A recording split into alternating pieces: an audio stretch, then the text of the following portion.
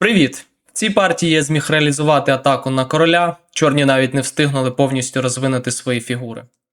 Пропоную вам взяти чайок і переглянути цю партію. Партія починається ходом c4, це англійський початок.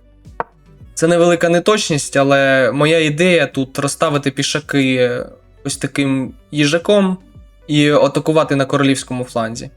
Тут чорні зіграли кінь f6, я відповів кінь c3, після цього було слон b4 і d3. Ось ця структура. Тепер я готовий накатувати пішаки на королівському фланзі. Тут чорні рокірували саме в правильне місце. Я тут продовжую розвиток, ставлю слона на d2, захищаючи коня. А чорні грають кінь c6. Після чого я продовжую розвиток, граючи слон e2, а чорні ставлять свого коня в центр, атакуючи цього слона.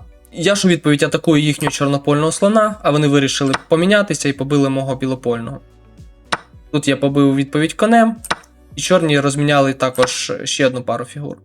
І після цього вони зіграли d6. Ми отримали таку позицію на дошці. Поки що позиція приблизно рівна, я продовжую розвиток, ставлю свого слона на поле g5, зв'язуючи коня. І тут чорні відповіли h6, зганяючи відразу цього слона. І вони продовжують накат пішаків, граючи g5. Знову гонять мого слона. Слон відійшов, і вони розвивають свого слона на поле g4. Я тут відійшов ферзем. І тут критична позиція, чорні помилилися. Напевно, ідея була в тому, щоб поборотися за центр. Вони зіграли c6 і хочуть тут проштовхнути пішака на d5. Але це трохи повільно. Тому що я тут згоняю слона. І після того, як слон відходить, у мене з'являється сильний хід. Я тут зіграв h4. Тепер чорні змушені або побити цим пішаком, при цьому послабляючи свого короля, або проштовхнути його. Чому побити погана ідея? Тому що після розміну я ще зв'яжу цього коня.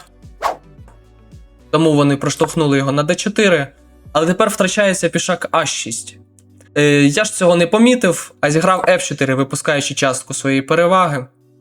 Але чорні тут роблять ще одну критичну помилку. Вони продовжують зі своїм планом, грають все-таки d5, намагаючись відкрити центр, тому що мій король до сих пір в центрі. Але у цього ходу є один великий мінус, це той факт, що цей пішак захищав цього пішака e5.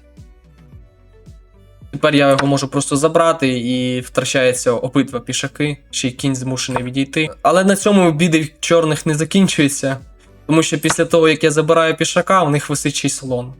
Вони спробували його захистити, поставивши на g6, але тут я граю h5 і цей слон попався. Тут ще одна помилка за чорних, вони б'ють пішака в центрі, але краще було віддати хоч так цього слона за пішака. Але якщо бути відвертим, позиція в чорних уже ніяка, тут уже нічого не врятує. В партії ж чорні помилилися востаннє, вони побили DE. Я тут просто б'ю слона, і я не бачу мат в один хід, звісно ж. Я б'ю пішака, король відходить, і тут вже чорні отримали мат. Ось така партія, чорні не змогли зупинити мою атаку на королівському фланзі. Ці ферзь з турою так і простояли всю гру. Якщо сподобалась ця партія, ставте лайк, підписуйтесь на канал. Дякую за перегляд.